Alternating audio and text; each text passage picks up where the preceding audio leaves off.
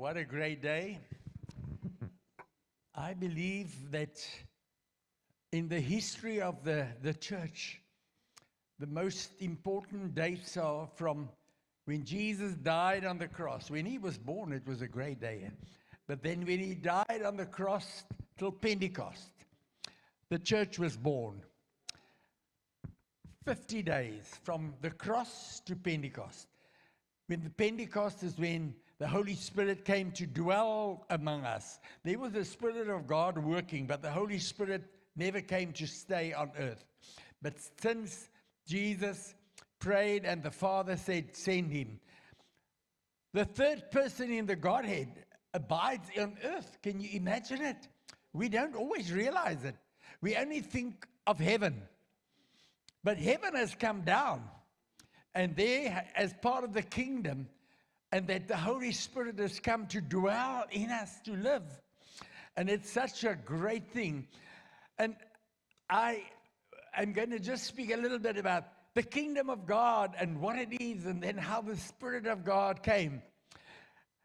You know, when the first Adam was born, God's desire was, and God gave him authority to name and to be, and God's plan for him was great, but Satan deceived him. And we know how the first Adam fell, and then he ceded the power and authority that he had to the devil, that snake. But then the second Adam came, Jesus. He was called the second Adam in the scripture. The devil also tried to lure him and to come to get him to doubt and to think, did God say it? Is it so? Come, let's try it. No. You remember when Jesus fasted and prayed and for 40 days, how the enemy after that came at such a violent force. And he first said, you are so hungry. And then if you are the Son of God, why don't you make bread from these stones? Show me, show everybody. And he tried and he said, you shall not tempt the Lord your God. And then he takes him to the pinnacle of the temple and he says, jump down. See how the angels will come. And God will send his angels. It sounds normal, but it's not right. The enemy's temptation. And show them how the angels will come and catch you. The Lord says, no, that's not what it's all about. And then he comes with his last throw and he says, okay, I want to show you. And he takes him to the highest mountains, it says. And there in our first scripture, we will take it from Matthew 4, verse 8 and 9. And again, the devil took him up on the very high mountain and showed him all the kingdoms of the world. Look at this. And the glory, the splendor, the magnificence, the preeminence, and the excellence of them. And he said to them, these things, all taken together, I will give you. The arrogance, the devil, he knows who Jesus is. He knows that he is the Son of God. He says, if you are, he says, I want to say, I have the possession because it was given to me. I will give it to you. Listen to that. If you will fall, prostrate yourself before me and do homage and worship me. Can you imagine the devil? Jesus must bow before him and worship him. He says, then I will give you all these kingdoms. And Jesus says, you shall worship the Lord your God and him alone. And he rebuked him and the devil left. And you know, when I see this, how Jesus knew what was coming. Devil didn't know, but Jesus knew. I am going to pay the price that Father has sent me for. I'm here for a purpose. The devil thought if he could only kill him, let him jump down, let him just fall down, let him come take authority and hold it and break the power. Jesus so calmly just carried on. Because he knew, I'm going to pay a price, but I'm going to do what God has sent me for. And he said, answered him, not a word. He knew there's no easy way out. And then the journey of the cross. We have taken that. On Easter, we spoke about that, the power of the death and the power of the cross, but also the mighty resurrection. But you know, when Jesus died and he was raised again from the dead, the first thing he said to Mary that saw him, "Don't touch me, I haven't just been to my Father yet." Afterwards, they could touch him and he would show his wounds, and they said, "Put your finger in." But not at that stage. "I'm first going to heaven, and I'm going to produce my blood that I have shed to redeem the world. I'm going up there. And after that, I'm going down there. I'm going to hell and to Hades." And when Satan saw Jesus die on the cross, they shouted, "Eureka! We have conquered. He's dead." And the next moment, there was not only a shaking, not only an earthquake, but a trembling in hell, and the gates were torn apart. And he said, "What's going on?" And Jesus took him by the beard. And he says, "Give up! Give up! I've just been to the Father, and I have just received all the power and the glory and authority. And you are stripped." Well, I love that. "And you are stripped." In Revelations 1, verse 5 and 6, it says, "As for Jesus Christ, the faithful, the trustworthy witness, firstborn from the dead, to be brought back to life, and the prince, the ruler of the kings of the earth, to him who ever loved us and has once and for all loosed and freed us from sin by his own blood." And then verse 18 and 18, and it says, "He formed us into a kingdom, a royal race." Listen to this. I love what Susie said. Susie, I'm coming to you. My last page, what you prophesied. It says that it formed us into a kingdom, a royal race, priests to our God and Father. To him be the glory and the power and the majesty and the dominion throughout the ages and forever and ever. Amen. And you know what? The enemy couldn't stand it. And in Hebrews 2, the Lord says, verse 14, "Since therefore these his children share in flesh and blood, in the physical nature of human beings, he himself in a similar manner partook of the same nature." He became man, "that by going through death he might bring to naught and make to no effect him who had the power of death, that is the devil." But that's not enough. There comes more. And I remember in Corinthians it says, "Death, where's your victory? Death, where's your sting?" Jesus says, "I'm taking it out." But then I come to Colossians 2. I love the scripture. Verse 15. It says, "And God disarmed the principalities and the powers that were ranged against us, and made a bold display and public example of them, in triumphing over them, and in him." And then, don't take it away. I haven't finished.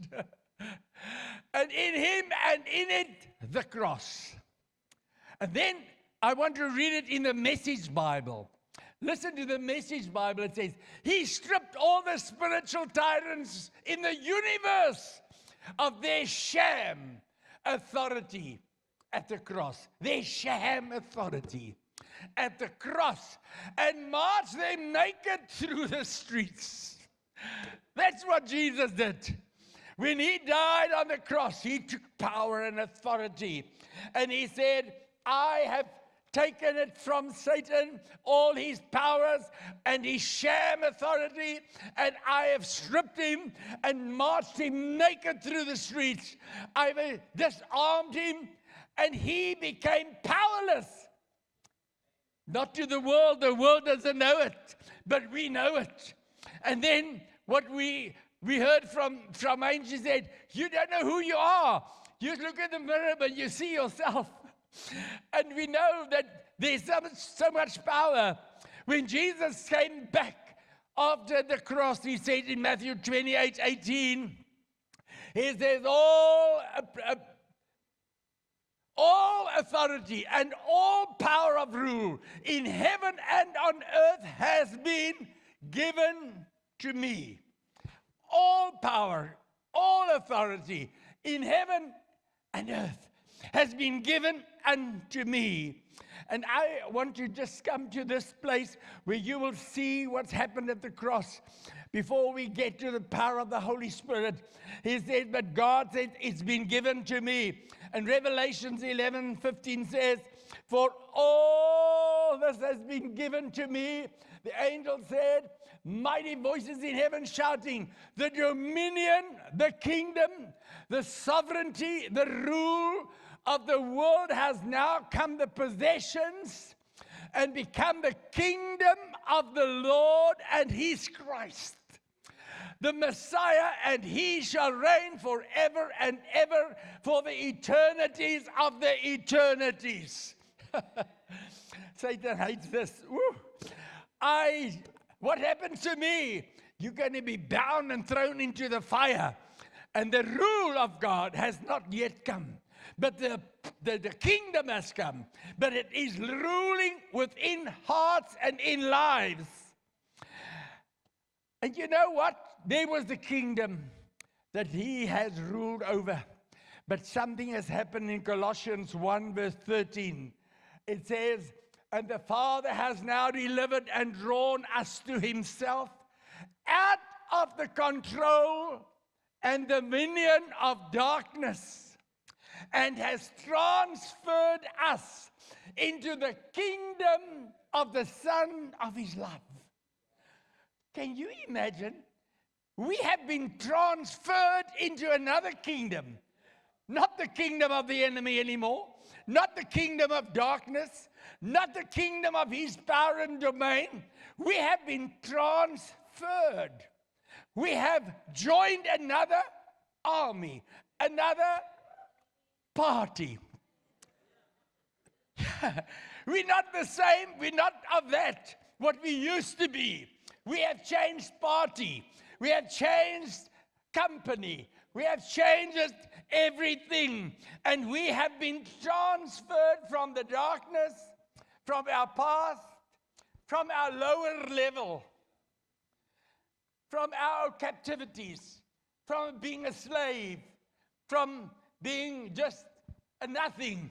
We triumphed in his resurrection and triumphed in his power to disarm Satan over us and the fear of death, and he has transferred us. We are a peculiar people, a royal nation. We are not the same. We are different, Susie. Different. We are different. We are not peculiar in the way that we're not normal, but we are different. We are different because he has changed us out of the kingdom of this world into his kingdom. In John 18 verse 36, it says so nice, and Jesus answered, and my kingdom, my kingship, my royal power belongs not to the world. My kingdom were of this world, my followers would have been fighting to keep me from being handed over to the Jews. But it is, my kingdom is not here in this world. It has no such origin or source. My kingdom is from heaven. My kingdom is from God. My kingdom is by the power of the Holy Spirit. And this is what the Lord has said, and I love it. He says, my kingdom is not from here. So what is the kingdom of God? Romans 14 verse 17. I'm coming there. He says, after this, the kingdom of God is not a matter of getting food and drink like one likes. He said, but instead, it is righteousness, that state which makes a person acceptable to God and heart, and then peace and the joy in the Holy Spirit. Woo, now we're coming there. The kingdom of God is righteousness, joy, and peace and joy in the Holy Spirit. And you know, that righteousness that makes us acceptable to God, it's not something that you can make yourself righteous. In Titus 3 verse 5, it says, He saved us not because of any works of righteousness that we had done, but because of His own pity and mercy, by cleansing the babe into a new birth, regeneration, and renewing of the Holy Spirit. Our righteousness is not because we're so good that we don't do it wrong and we don't. Our righteousness is because of His doing. He forgave us. He saved us. He gave us mercy. He renewed us. He rebirthed us. He cleansed us. And now He says to the devil, you cannot do a thing about it. He's mine. I've redeemed him. I've bought him back. I've cleansed him. And now I'm going to fill him with something that you are so scared of. The power of the Holy Spirit. Because that's part of my kingdom. I love Ron Canoli's song. I wish we had it.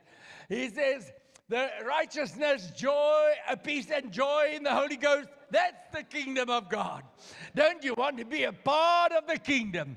Oh, I thank you. When you see that Holy Spirit from the cross to Pentecost, the Holy Spirit has come and was poured out. And the Holy Spirit has come to dwell with us, as Pastor Derek read this morning. He's not taken away. He's come to stay. He's come to be with us, to bring us peace. He said, my peace I give you, not as the world gives, my peace and the joy in the Holy Ghost.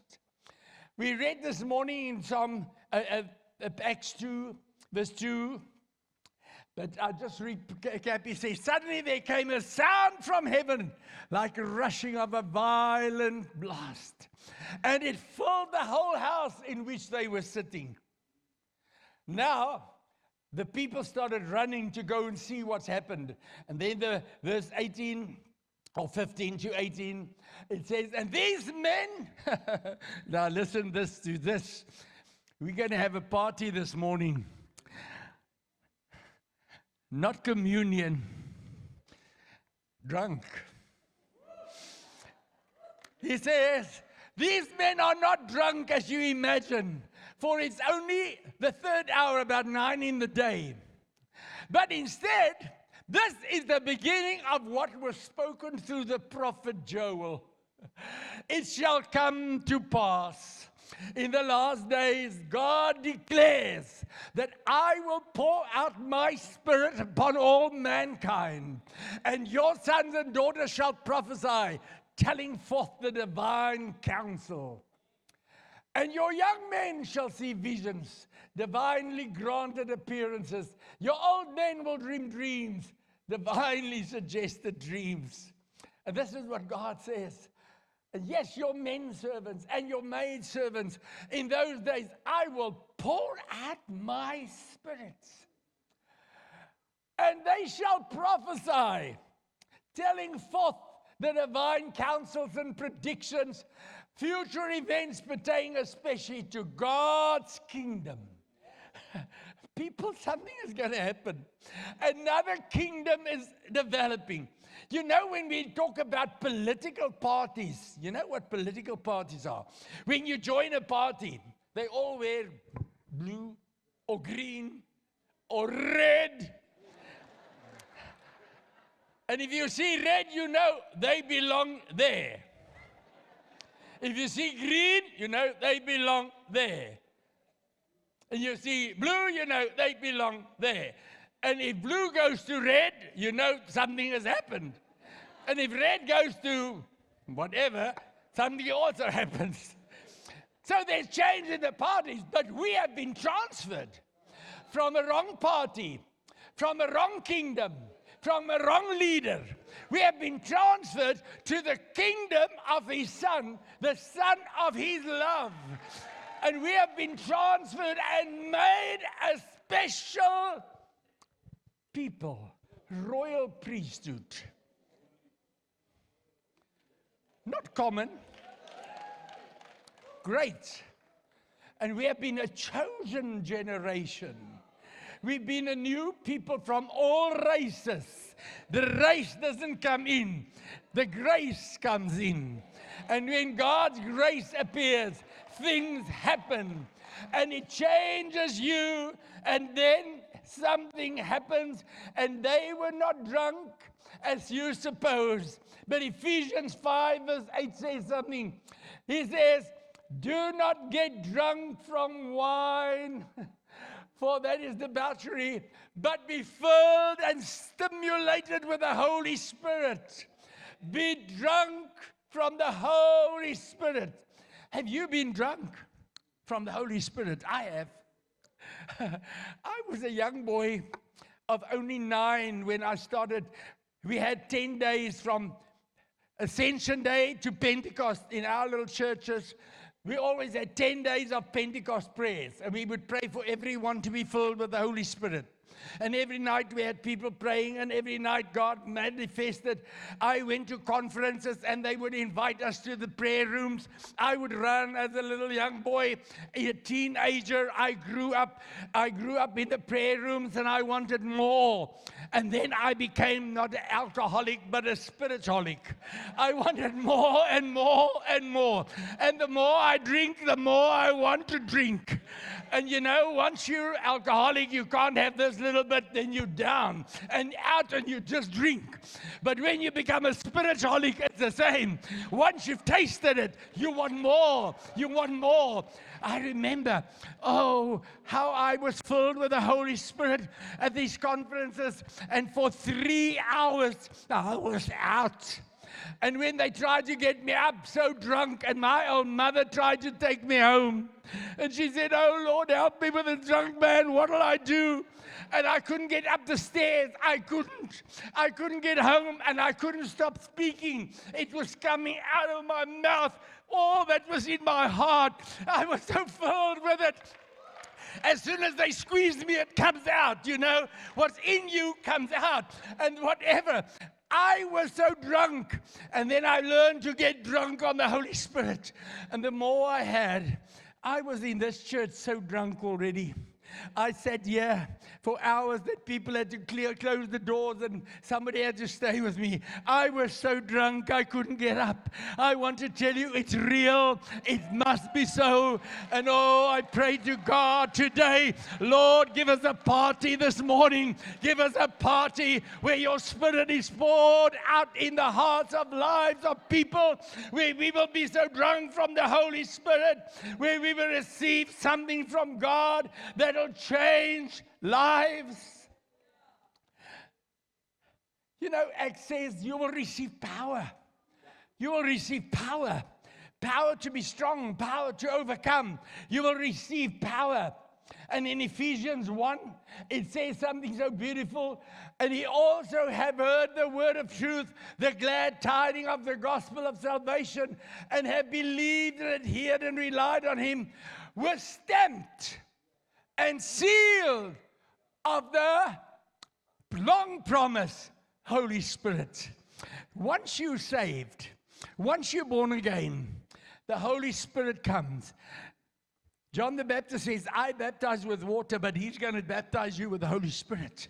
The Holy Spirit comes, and he comes on believers, and he comes on thirsty people, and he comes on hungry people. He comes on weak people. He comes on struggling people. He comes on people who can't make it on their own. You know why people go and drink at the bar? To swallow their sorrows. You know why we come and drink from the fountain? To give us joy, to give us new happiness, because there is so much joy already. We are so happy, and we know it's just something great, and we are changed. And when you change, we're not weird. Some people think you must be weird to be Holy Spirit filled. We're not weird, we're normal. Chinese aren't weird because they're different. They wear different clothes. They take their shoes off before they go in their house. They sit on the floor when they eat, and they speak another language. But they're normal. They're just different.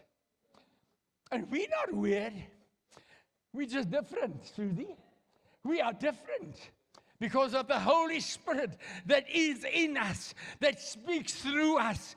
And people say, hey, they're drunk. No, they're not drunk, as you imagine. This is what the prophet said will happen in the last days. Oh, thank God the presence of God can change us and lift us out of our old state of misery and depression and heaviness and give us a joy, a Holy Spirit, and you will forget about the past, forget about the weakness, forget about every ugliness in your life, and you will see the joy of the Holy Spirit. The kingdom of God is righteousness. He is righteousness, and His peace, and His joy in the Holy Ghost. Oh God, give us again the joy in the Holy Ghost. Give us the joy in the Holy Ghost. Lord, pour it out till we are all drunk and filled with your presence. And that's my prayer this morning, Lord, that we will talk and we will walk and be in joy. When people push you and press you, you'll give a smile. You'll be different. You won't be angry. You won't, your talk is different. The Holy Spirit filled me. I'm not greater than anybody else. I'm not better than anybody else. But I was so young when I was filled with the Spirit. And I've been speaking in this tongue. And I've been speaking in another tongue. And I've had a lot of nations in me. Because I've been speaking in so many different tongues. But oh, when I get out there, I am so happy. But it changed my walk and my talk. If I tell you something, it won't sound good. But my kids are in their 60s already. And they've never heard me swear. Yay, maar wat gaan met jou? When I want to say something wrong, something else comes out. Because the Holy Spirit in me, when the pressure comes, the Spirit is there, a guard and a watch. And I don't swear because I'm good. I don't swear because somebody else is in me. Somebody else lives in me. Some other spirit dwells in me. Some other kingdom is in me. I speak the kingdom language. I speak the kingdom vocabulary. I speak the kingdom melody. I know it. And it's a funny thing. When I get into the presence of God like this morning, everything comes alive in this old man. All my bones are refreshed, and there's a fountain that bubbles up, and I know that my Redeemer liveth. I know I'm different, Susie. I'm different, Derek. I'm different. I'm different. I don't know what I'm different about, but I belong to a party. I belong to a kingdom that this world cannot receive, that the world knows nothing of. But oh, I have a party when you don't see it. I go and have a drink at night. And I speak in tongues, and I praise God, and I'm so happy, and I know my sorrows are taken, my burdens are taken because of the Holy Spirit. Come, let's stand up. Let's just stand up, and let's start praising God for the Holy Spirit, and say, Lord, fill me with your joy, fill me with your presence, fill me with your anointing, fill me with your glory, fill me, fill me, fill me.